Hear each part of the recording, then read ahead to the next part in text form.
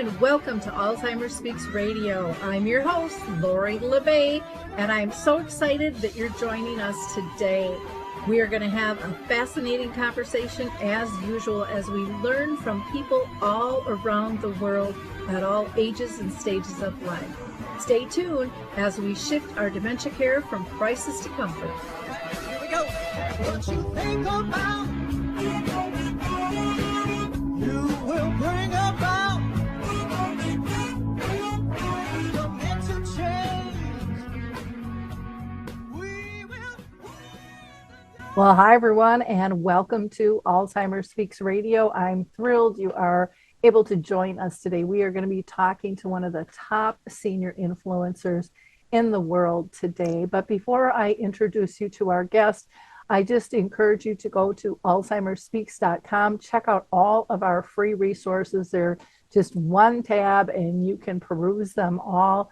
We also have a book, Betty the Bald Chicken, which is about lessons in how to care. It's a children's book, beautifully illustrated, and impacts all ages and stages of life. And then, of course, there is Dementia Map. You can just hit that by going to dementiamap.com, which is our global resource directory. But let's go ahead and introduce you to our guest today.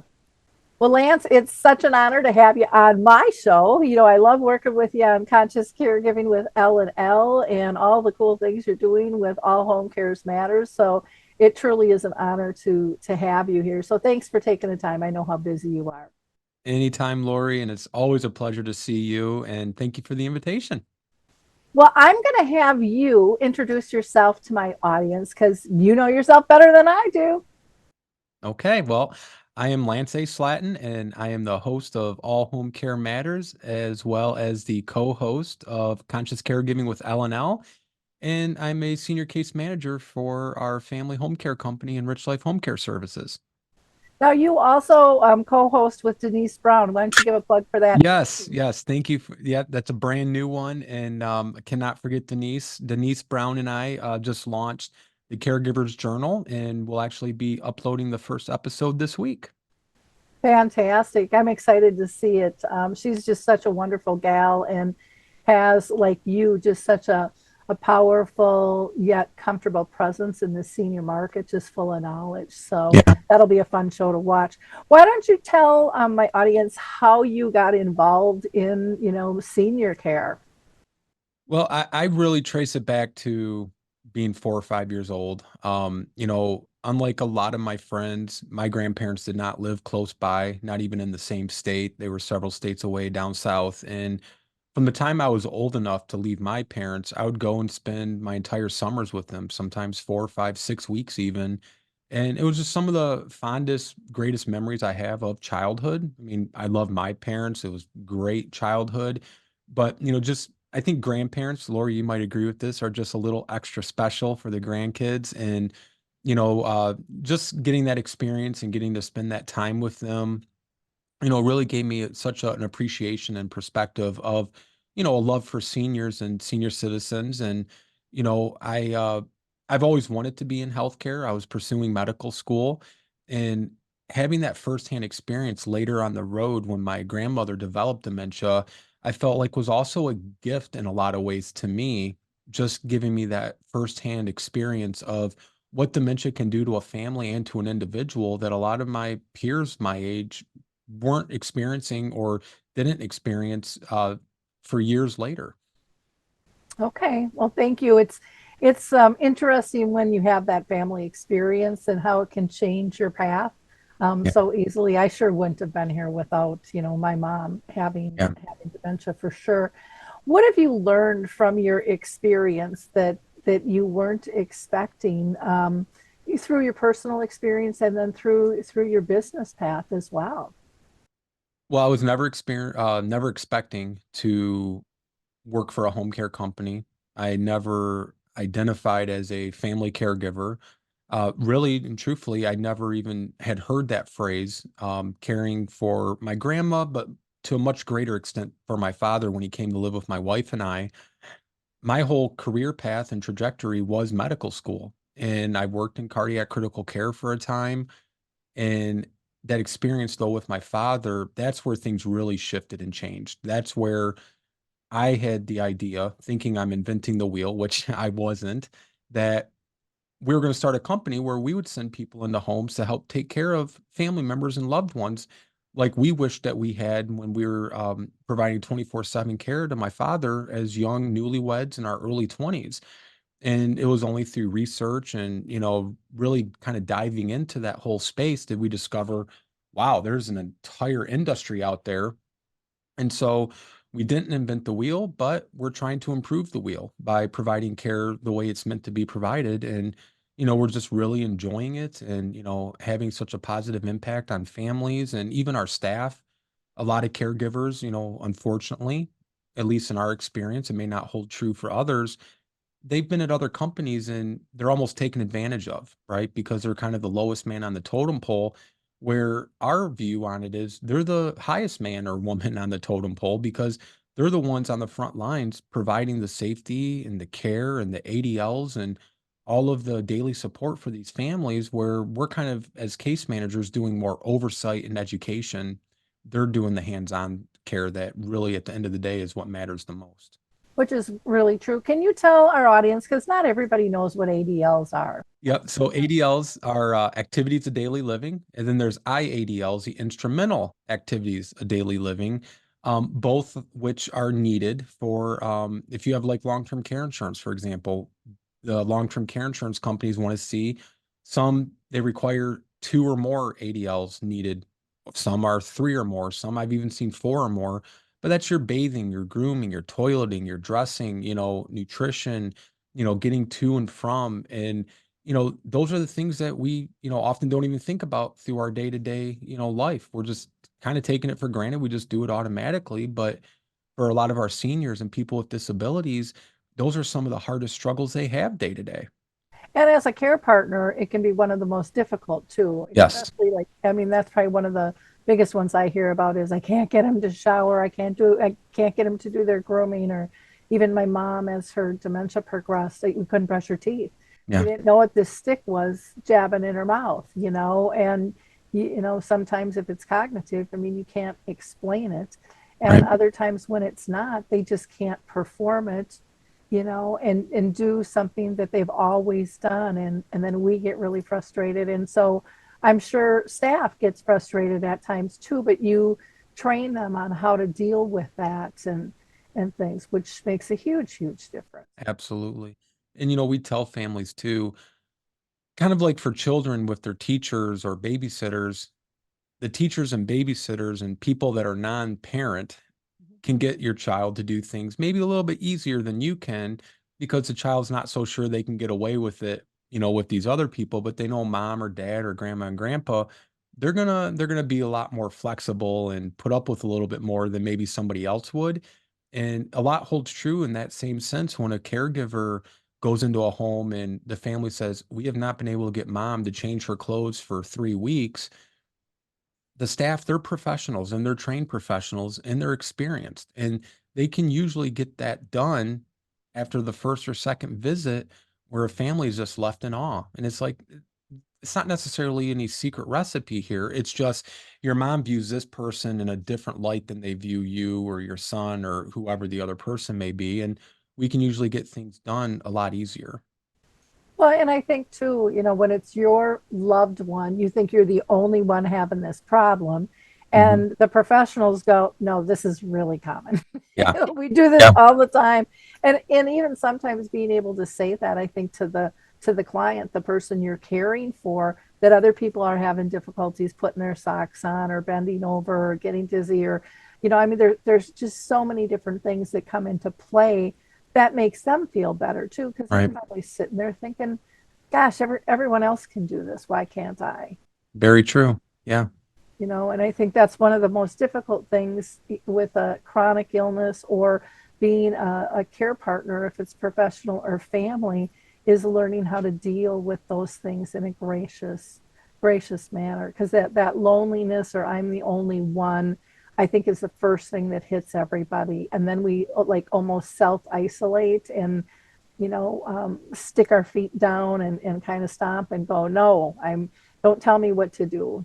I've always done this. I'll get it done. I don't know how, Right. but sometimes you're just not able to anymore. Yeah. And I think, pride sometimes plays a part there too, and not being able to ask or accept the help because they're afraid, that's going to mean mom or dad has to go into a nursing home, and they don't want to acknowledge that they need that help, and I think just letting them know, it's okay. We're all going to need help at some point, and this isn't the end of the world. And sometimes that works, sometimes it takes a little coaxing, but usually they come around to it.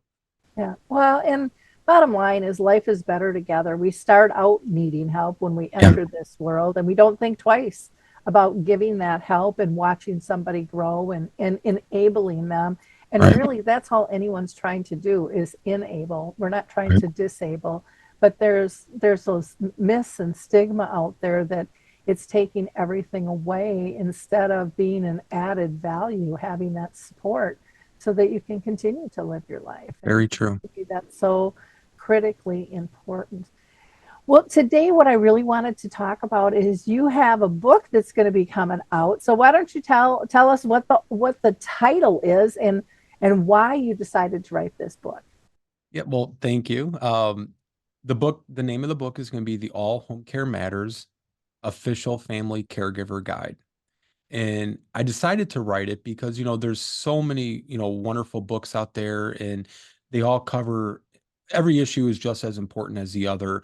What I wanted to do is just take my experience, with our business and, the countless families that we've come into contact with, and writing it from a perspective of what I wish I knew when I was, taking care of my father when I didn't really know much, and the book has been, a work of passion for several months, and very honored that you wrote a really nice blurb for the book that's in there as well. And it's hopefully going to be out next week. But as we all know, sometimes things don't go as planned. But that is the target date from the publishers, and yeah, I'm really looking forward to it.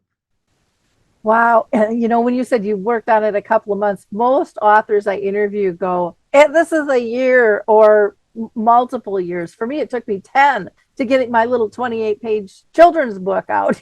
Yeah, I think in total, I say a few months, a couple months. I think it was about 7 months. I don't remember when I first mentioned it to you.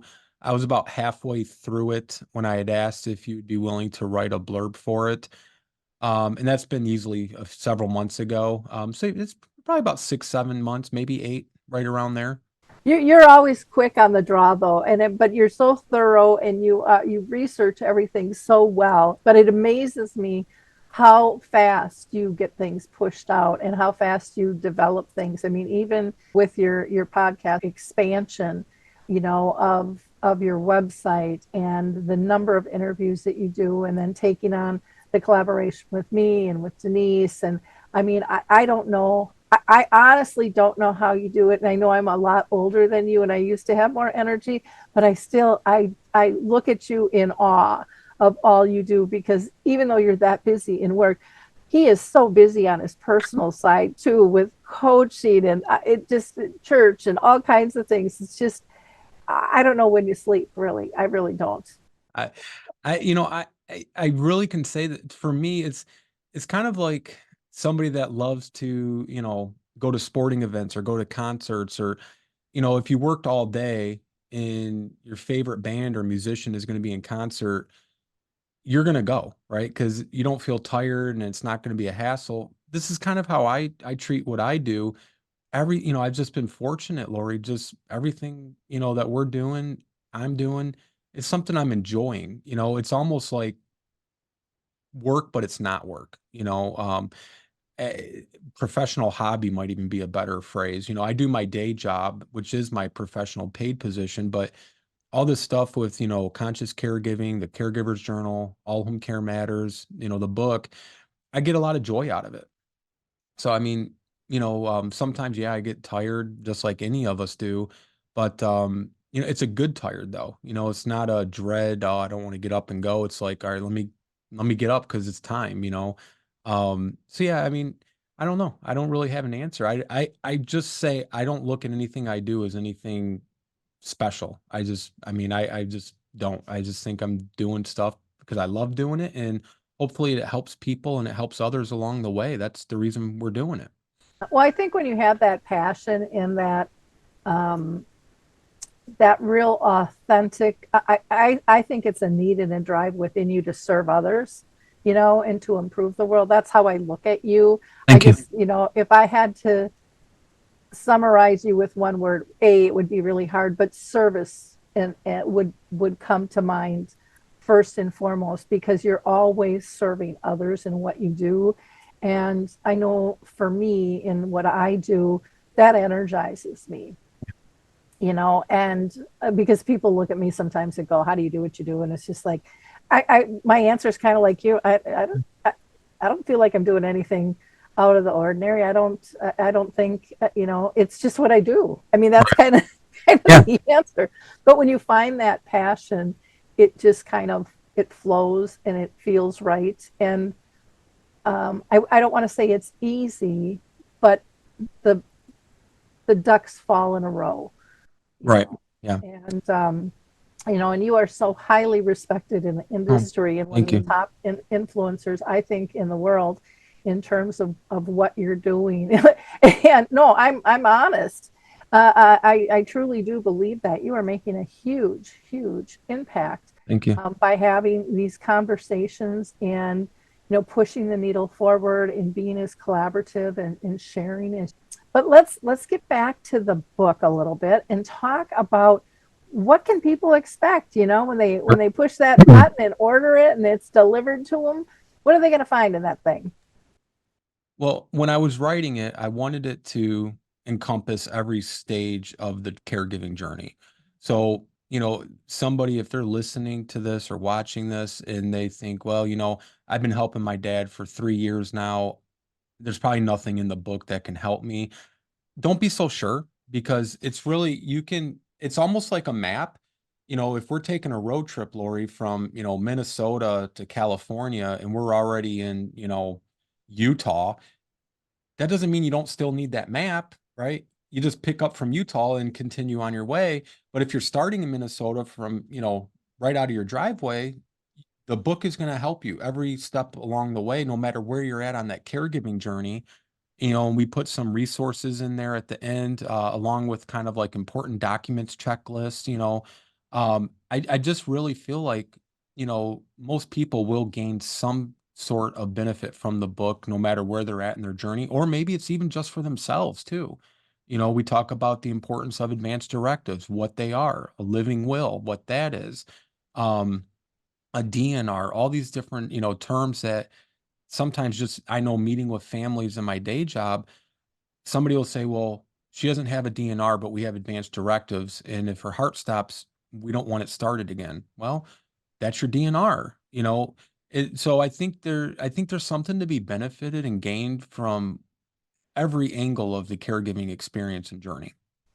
Well, and I think what's interesting too is, I laugh when, and I shouldn't, but when you said, well, if someone's in this 3 years, I'm thinking, my mom lived with dementia for 30 years, so sometimes you think your journey isn't going to be as long. Right. But, when you referred to roadmap, I also kind of chuckle because it's like, how many detours are there when you're on a road trip? And you have to regroup, you have to have flexibility, and how do you do that?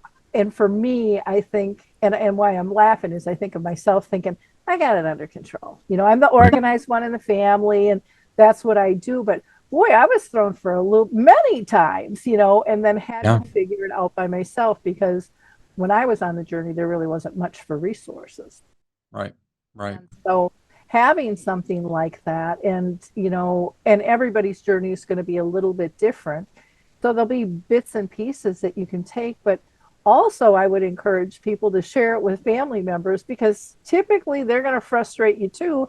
And you want to train them. You want them to see what all the pieces that, like if you're the primary, care partner, what are you juggling? Because I don't think that's always appreciated, or what could come up, or how could they help, and how do we deal with if it's behaviors, or another, it could be another illness, it could be another complication, it could be a hospitalization, it could be rehab. I mean, there's so many things we don't think about because we think, well, I've done it I've done it for 3 years now, but I let alone Absolutely. don't stay in a pattern like that forever, typically.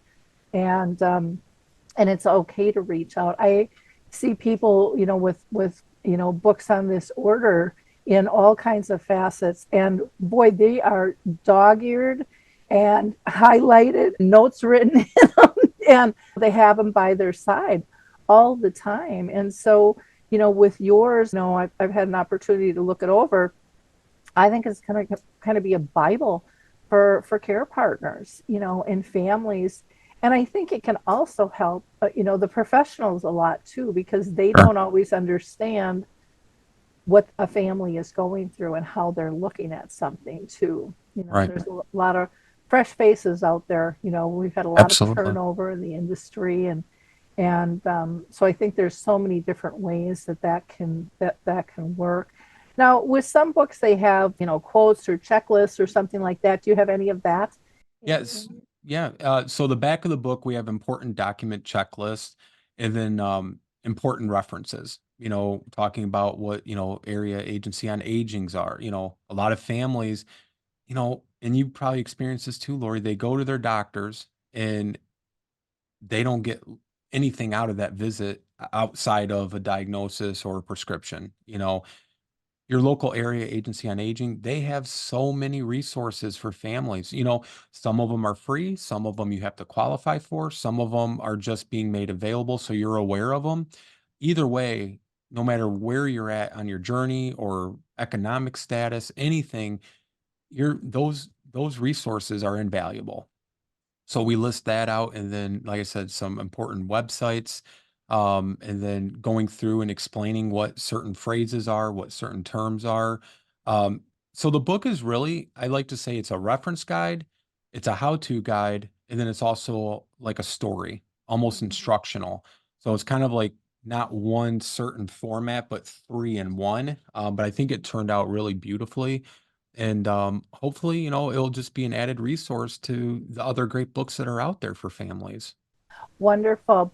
Well, if you just are tuning in right now, we are talking with Lance A. Slatton, who is a senior care influencer and is internationally known and is just a powerhouse in terms of helping both professionals and families and those diagnosed live a more comfortable, independent life when it comes to living. I just think it's so important. And you can go to his website at allhomecaresmatters.com. But Lance, you have a website that's coming out too, for yourself. Do you want to go ahead and give a plug for that? Thank you. So with the book coming out and writing more articles on different news sites, I wanted to have a place to kind of collect my writings, but also to have a place to highlight, our show, Lori, the All Home Care Matters show, and then the show with Denise. So um, really, I kinda did it, kicking and screaming, but we decided to develop a website, lanceaslatton.com, which will hopefully be live, at the beginning of next week, and it'll just be another place to find more resources and information. Okay. And now I know All Home Cares Matters is on Instagram, Facebook, YouTube, LinkedIn, Twitter, or X. I'll always call it Twitter.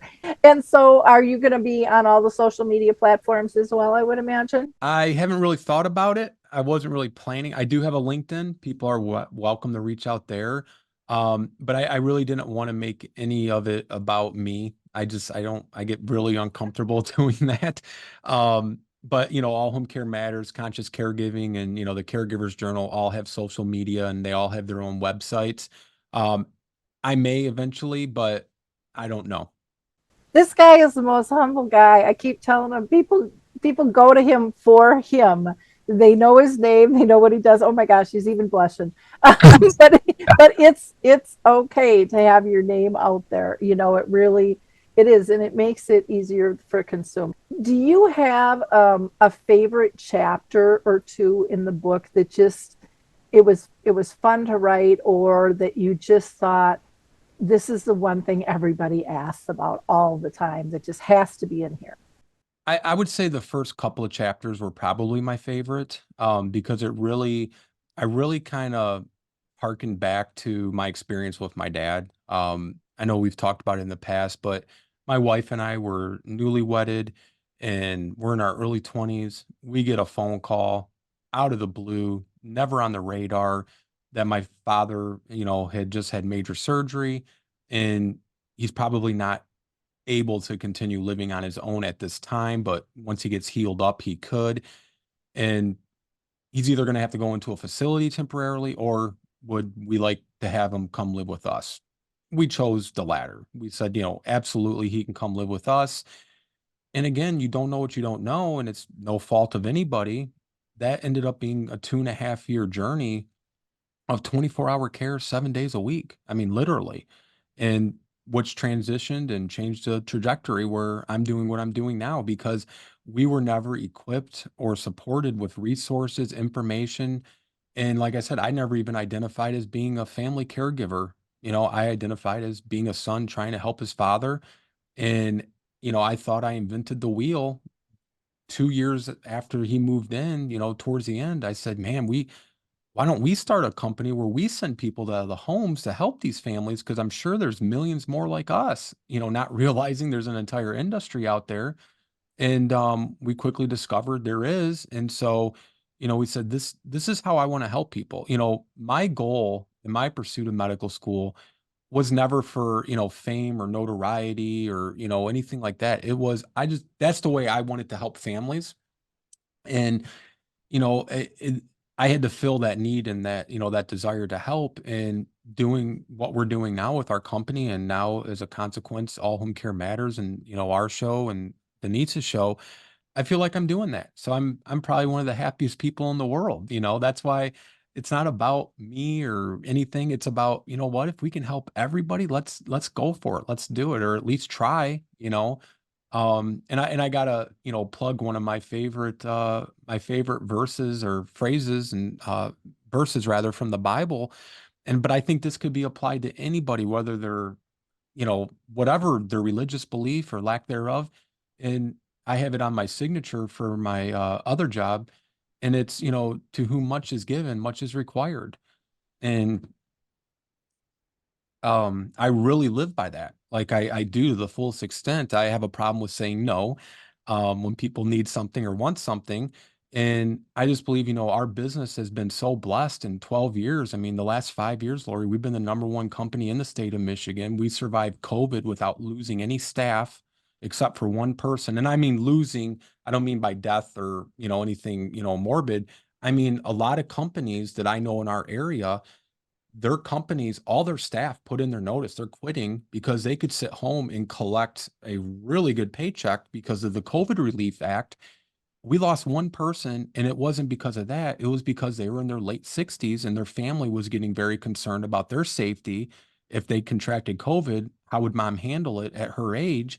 And, that was unheard of. I mean, people in our, other businesses we talk to, they still say, how did you guys manage that? You didn't lose anybody, businesses closed, they shut down. If they didn't close, they never recovered because they couldn't get staff to come back. I mean, so I feel like, you know what? We've been fortunate. Let's use that for good and try to help people however we can. So that's kind of my motto. Yeah, and that is a huge statement to your reputation and how you treat people and what your work ethic is, because was pretty much unheard of. And I mean, I interviewed people all around the world, and everybody was going through that. I mean, our adult days and stuff have shut down, and most of them still haven't come back. Right. They haven't recovered from that. So Yeah. that is quite the feat. What I liked when you mentioned, the first two chapters of the book, and I've just got them here in front of me. The first one is understanding the role of family, of a family caregiver. And you said, I didn't even see myself as a caregiver, which is so common. I mean, that is so common. I remember talking with AARP, and they did this big survey, and they were shocked that people didn't see themselves in that role. Right. It's like, no, they're a son or a daughter, or a husband or a wife, or, whatever, a friend. And so those roles should not get lost in this journey, and sometimes they do. So I love that you go more in depth and talk about the daily life of the caregiver, and the emotional and physical challenges are also highlighted in that chapter.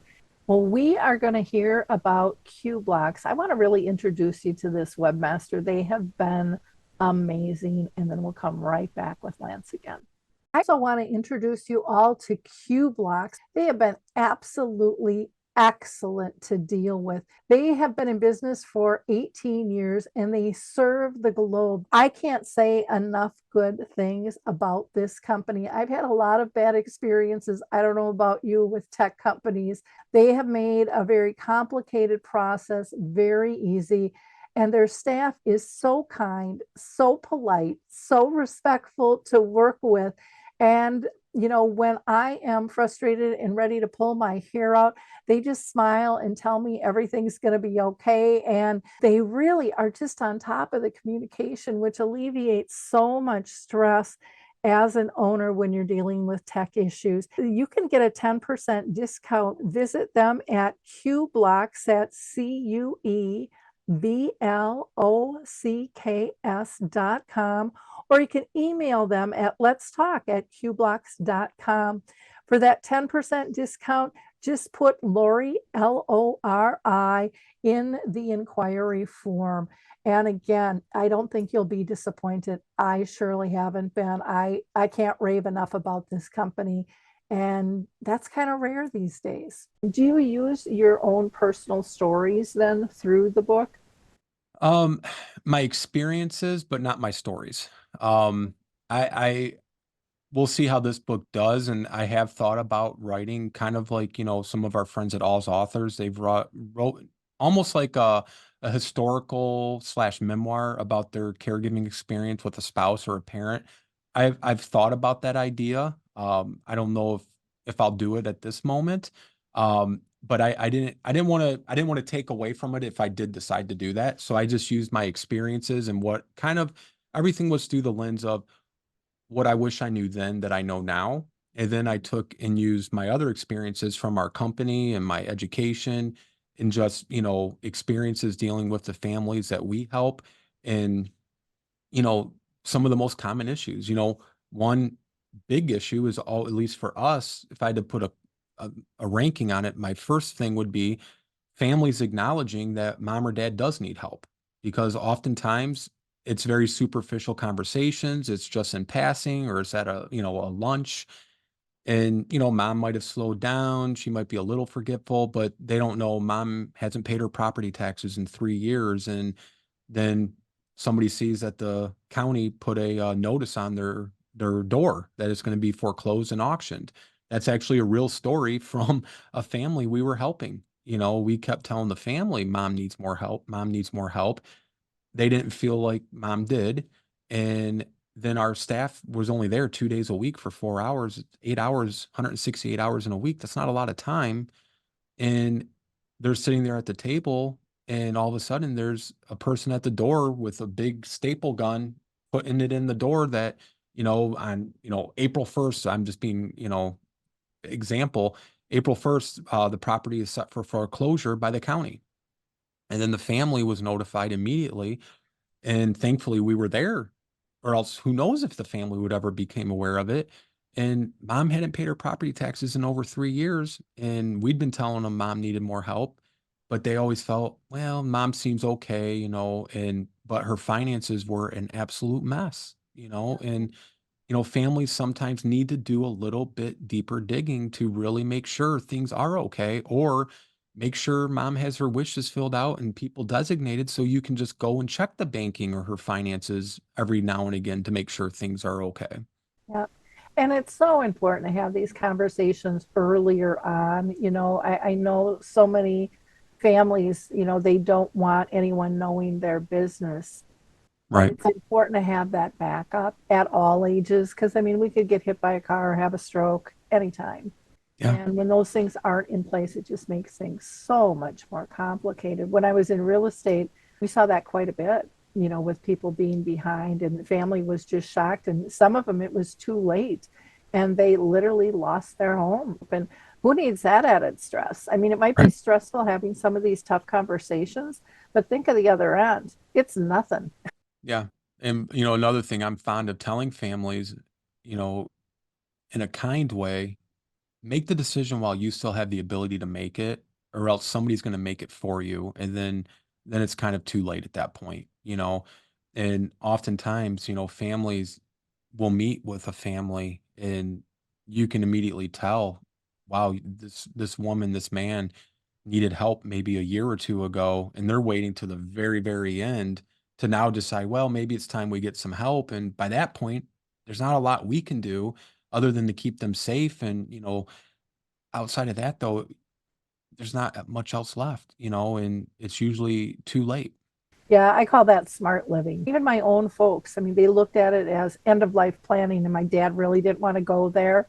And so my husband and I said, how about if we do this together? We'll update our wills, we'll do the healthcare declaration, we'll do it all with you. So you're not putting it in that time. And Yeah. it's such a fearful conversation for people. I love that I've heard of some people actually giving that as a gift to a kid who Mm. graduates. In your second chapter, you have setting up a supportive environment. And I think this is so overlooked on so many levels because the house has always been like this and they've always been able to do things. You talk about creating that safe space and involving other family members. Can you give just a couple of tips out of that? Because I just think, again, it's one of those things that just kind of goes over their Yeah. head. But people look around and go, it's clean. Yeah. Right. Yeah. I mean, one of the things when we're dealing with people with cognitive, difficulties or impairments, check the stove. If they're living alone, or even if they're not, you may want to disconnect it because all it takes is that one time they forget to turn it off, which can happen very easily. Even the microwave in some circumstances. And one of our big things is the laundry room. So many of these older homes, the laundry room is downstairs. We knew a lady, Lori, who literally could not barely walk, but she insisted on doing her laundry still. And so I was not the one on this call, but we asked her, well, how are you getting up and down the laundry, the stairs? She goes, well, it's easy. I'll slide the laundry basket over and kick it down the stairs. Then I'll slide down the stairs on my bottom, step by step by step. I'll make my way down there, then I'll lean on this pole, lean on the I mean, it's like a pinball going, side to side, and then I'll do the laundry, and I'll wait down there for several hours until it's done. There's no phone down there, there's no bathroom. Well, okay, that's how you got it down there, but how are you getting it up then? She says, "Easy. I'll take 1 or 2 pieces at a time, and then" I mean, she's going on her bottom up the stairs and on her bottom down the stairs. But she's taken 1 or 2 pieces of, a washcloth, maybe a shirt or a towel up with her, and I mean, she's making, 20 some trips, and we said, "You cannot do this." She said, "Why not? I've been doing it for the last year." Well, then she just, she sold herself out to her daughter because she told her daughter she wasn't doing this, and so, in a way, that was a good thing because the daughter put an end to it.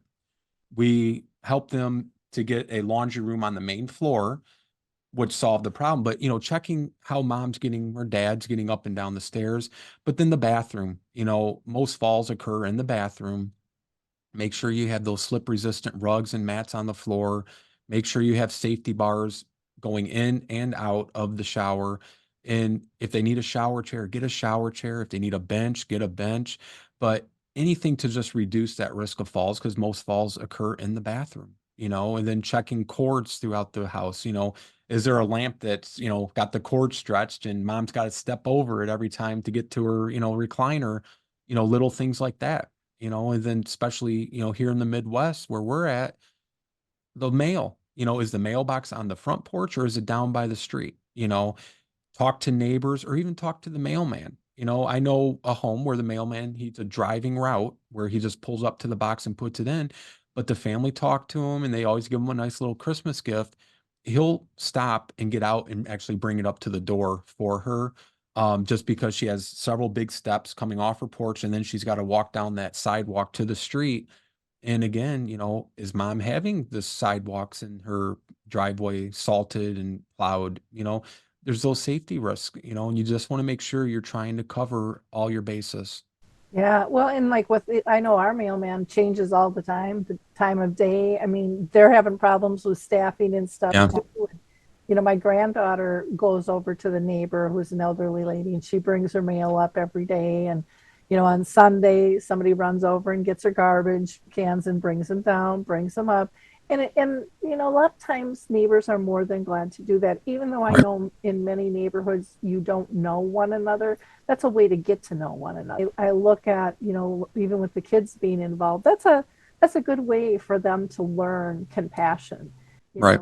Just think of the pride of that woman trying to keep Mm. that secret going up and down those steps, and how she so easily could have broke a Oh, hip or an arm or a leg. And she must have been exhausted. I mean, yeah. I was not the one there, like I said, but if I had not heard it straight from one of our case managers, I would just, oh, come on. No. She's like, no, really. On her bottom up and on her bottom down. And it's just, oh my goodness.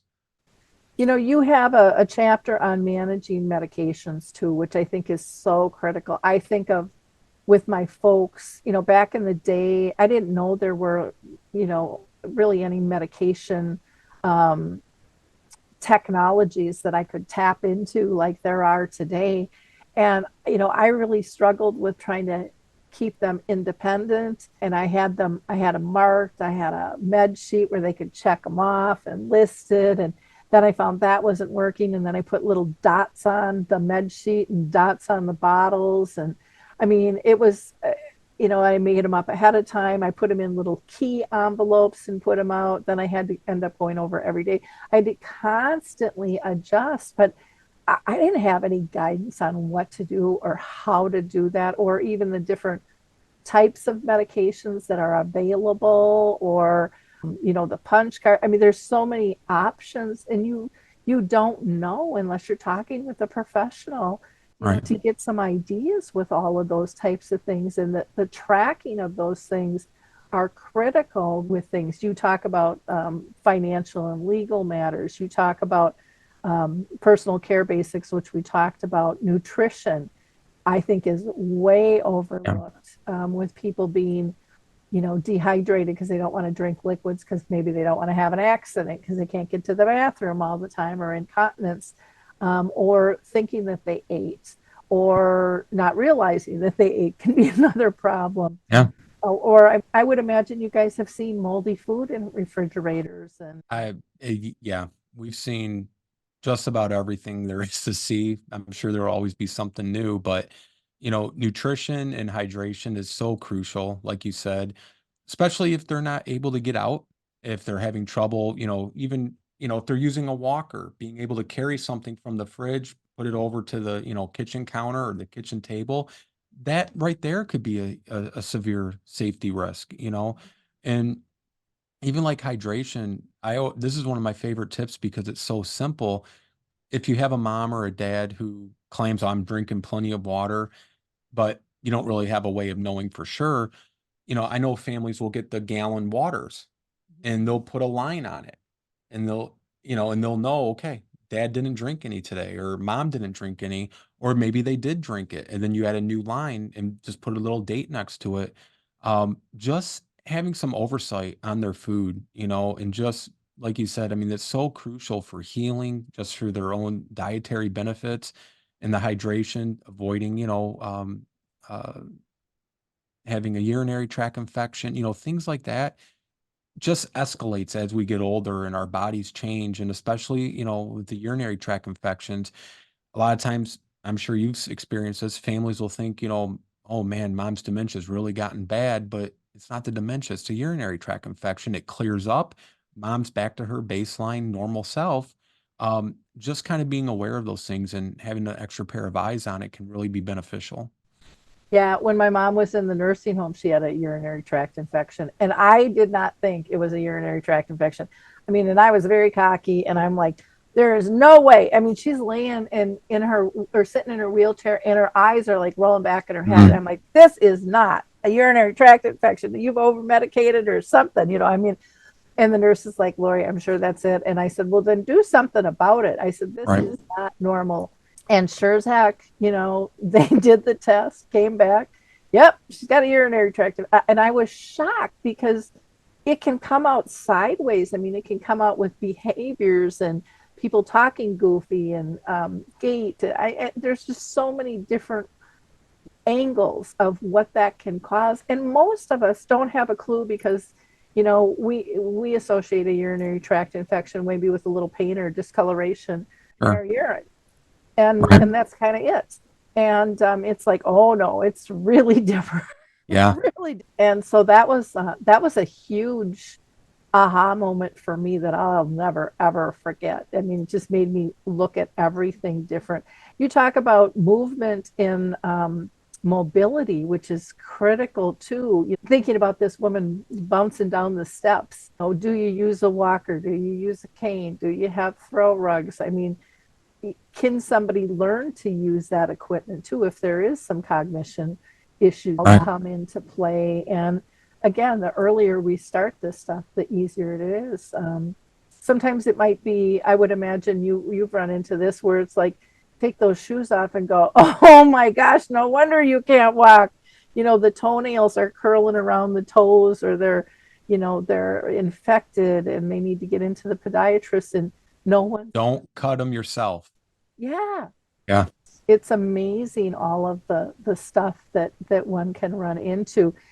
You have, I mean, gosh, there's got to be close to like 30 chapters in this book, and I'm just going to name a few others: preventing and treating pressure sores, which again, you don't know about those until they hit. You talk about navigating end of life, taking care of yourself as a care partner, which we don't talk about and train people enough. The value of a support group. And I mean, I was anti support group. It was like, I can't put another thing on my list. I mean, Right. that's kind of how I looked at it. And then when I got there by accident one day, it was like, oh, this was like a godsend. you Yeah. know, I it was I had this total misperception of what it was going to be, and it was so helpful. And I didn't even realize, and I kind of chuckle at myself that I felt alone or that people didn't understand. I kind of kept that to myself. But you enter these groups, and it's kind of like the veil falls off, Hmm. and you just go, I belong here. It's Yeah. safe here. I can talk about just about anything here, and they get it. Where Right. my siblings didn't. You talk about efficient time management strategies, and I mean, I think that's one of the primary things people feel at a loss for. You talk about understanding and addressing behavioral changes, which can be really difficult on the person diagnosed who is exhibiting those, as well as family and others. Adapting to the role reversal, where now you're in charge and making these decisions, can be really, really uncomfortable for people. And I don't know if you found this, but I found where people like, I can't do that. I don't want to take away their dignity. There's a fine line between dignity and um, and quality of life, Right. and safety. How do you handle those conversations? Yeah. Just explaining, yeah, I sum it up by saying it tough love. Sometimes, we love our children, right? And I'm not trying to compare our parents to our children, but there is that role reversal where it's almost like we do become the parent sometimes by necessity. And you have to do that tough love. Yeah, your child may want to have 5 cookies for dinner, but and I know that's not in their best interest. So eat a good meal, then maybe you can have 1 cookie. They might get mad, they might get upset, but what we're doing is we're making decisions based on what's in their best interest because they might not have the capacity to do so. So that's kind of what the role reversal is like for our parents. Sometimes it is that tough love where they might not be happy, but as long as we're respecting their wishes as far as like what care is involved, what treatments they would like to receive in the event they need them, everything else, we might have to make those decisions based on what is in their best interest. And that might make them upset, but you're doing it out of love and a position of, responsibility for their well-being that they're not able to really advocate for at this time.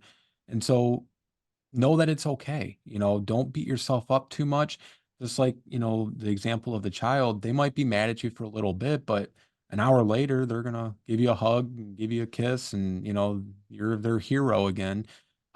We can't Yeah, give we're happy in. for something else. No. Yeah, there's just it's until there's the next thing they want that may not be in their best interest.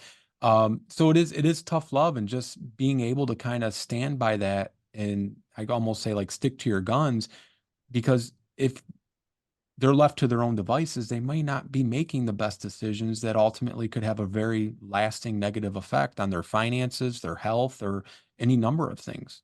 You also have in here about kind of connecting to community resources and stuff, which I think is just so important. And a lot of us don't know what's available out there or transitioning over to maybe home health care, maybe they have to move.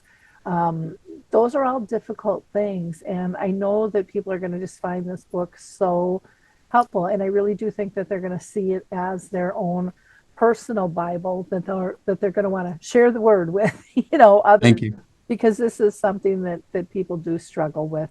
And we understand why you struggle with it. Right. Everybody who steps into this typically is a novice, at one point or another, or even professionals run across new things. Is there anything that we haven't discussed, Lance, that you want to mention before we wrap up? No, I just I always say, if anybody has questions or concerns or anything that we can help with, or even if they have ideas for conscious caregiving with L&L, reach out to us. There's contact forms on All Home Care Matters and on the Conscious Caregiving website. And it's just been a lot of fun getting to see you today and be interviewed by you. Wonderful. Well, then, in wrapping up, again, I hope you enjoyed this conversation with Lance as much as I did. I always ask my listeners to be a giver of hope. Like, click, and share. Not for me, not for the numbers. It's not about that. It's about other people you care about. It's about people in your own sphere that need help. And a lot of times they're just not comfortable reaching out. But the more information we put out there, the more comfortable they become in terms of reaching out when the time is right for them. So again, be a giver of hope, and join us. And I do want to just mention website and contact information. Again, you can go to allhomecarematters.com. They are on Instagram as All Home Care Matters. They are on Facebook, YouTube, Twitter, or X, and of course, LinkedIn as All Home Care Matters. And then Lance is on there personally as Lance A. Slatton. And check out his book. And go ahead and plug the title one more time there. The All Home Care Matters Official Family Caregivers Guide. Okay. And will that be accessible like on Amazon and the bookstores? Yep, it's going to be available Amazon, Barnes and Noble. It's going to also be available in print, and then we'll have a link to it on our website as well. And yeah, hopefully it'll be helpful to some families. Fantastic. Well, thank you so much for all you do. It's just My an pleasure, Lori. honor to know you and to have you on the show. And I wish all the success in the world.